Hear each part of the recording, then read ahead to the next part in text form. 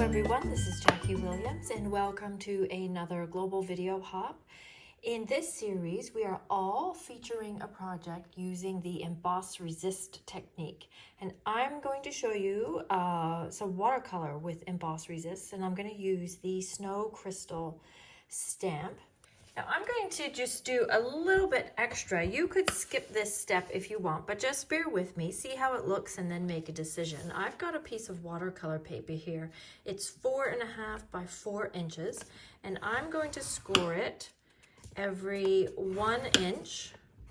And you want to press pretty firmly so that you get a really deep impression.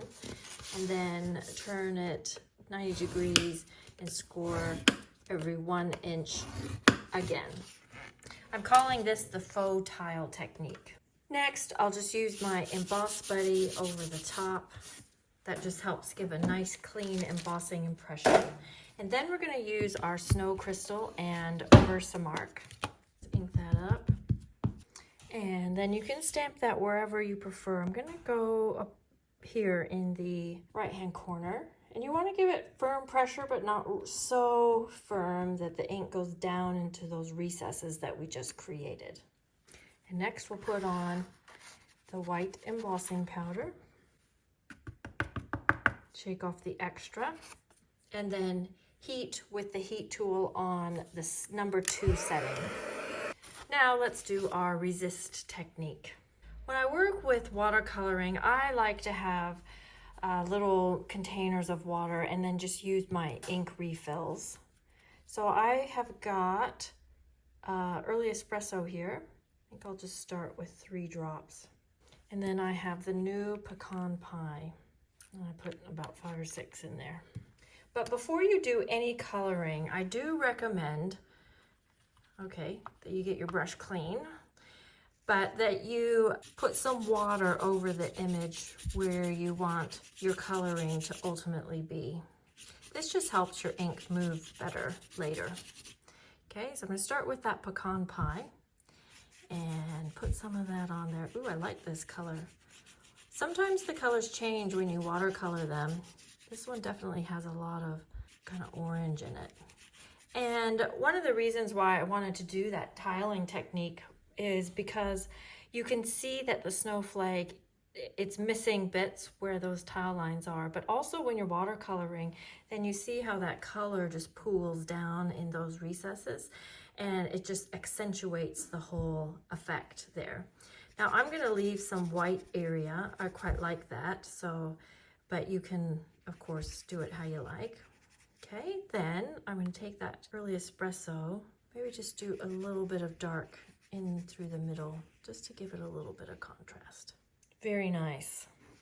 I love that. Who says you can't have a brown snowflake?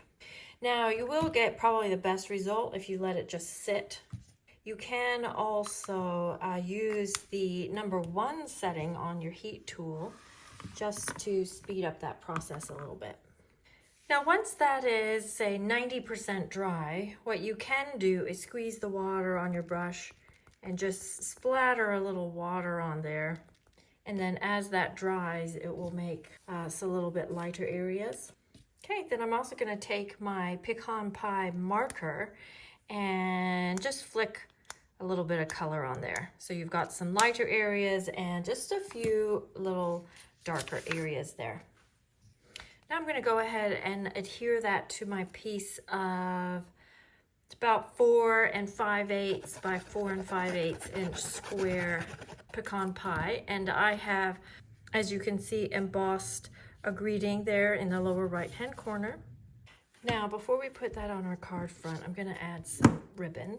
So I'm cutting a piece that's just a little bit longer than the width of my piece here.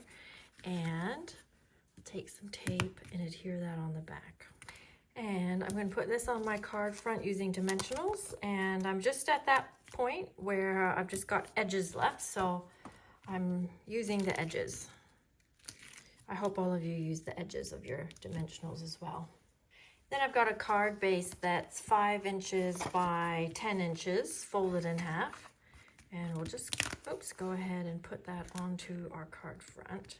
You could also put this on very vanilla. I think vanilla would look nice as well. And then before we go any further, let's add a little bow. So I've taken a separate piece of ribbon and tucked that underneath, and then we'll tie our bow from here. Now the last thing our card needs is some gems. I'm just deciding you want silver, black. I'm thinking that these kind of coppery colored ones are the best ones. Whoops.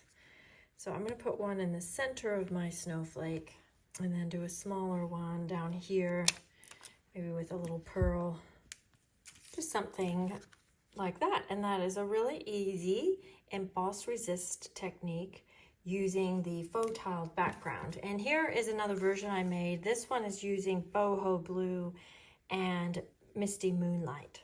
I hope you learned a little tip or two. Leave me a comment, share this video with your friends, and of course subscribe. Enjoy the rest of the hop, and thanks so much for joining me today. This is Jackie Williams. Bye-bye.